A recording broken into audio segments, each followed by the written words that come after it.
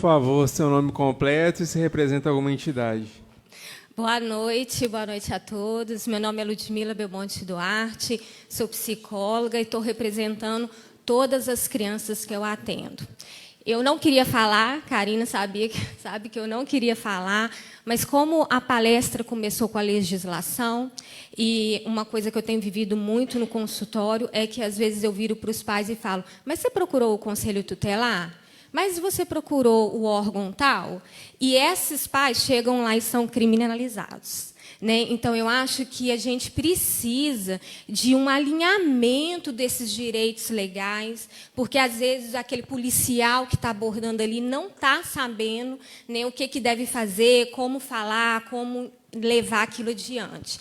E, recentemente, né, eu passei por uma situação numa escola que eu tive que criar um texto científico de 11 páginas para explicar para aquela escola, para a superintendência, para os outros demais órgãos, que aquela criança só estava tendo um momento difícil de adaptação escolar.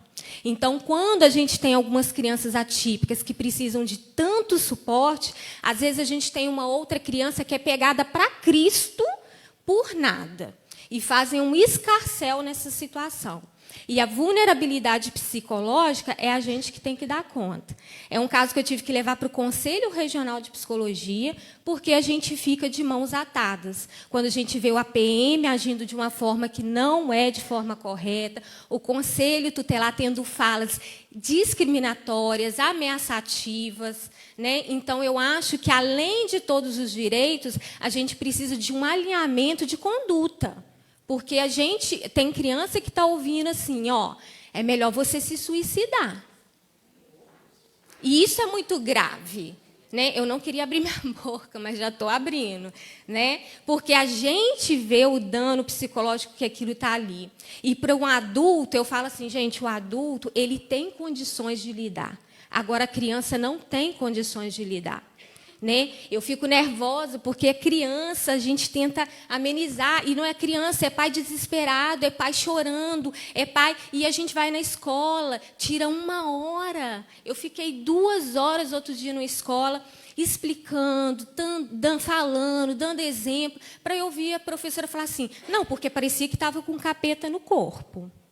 Aí, nessa hora, a vontade é de sentar e chorar. Porque o nosso trabalho também, do dia a dia, semanalmente, que a gente faz, ele é jogado todo fora. Quando a gente chega numa escola, que a criança fica lá 5 dias. Então, assim, eu não queria falar, porque é uma situação muito complicada, e eu não acho que é só, não. A fala desse pai, né, eu fui criminalizado. Será que esse pai poderia, pelo menos, ser escutado, ser colocado ali, considerado que foi feito aquilo e isso também, e depois, em outro órgão, ser julgado, ser tramitado?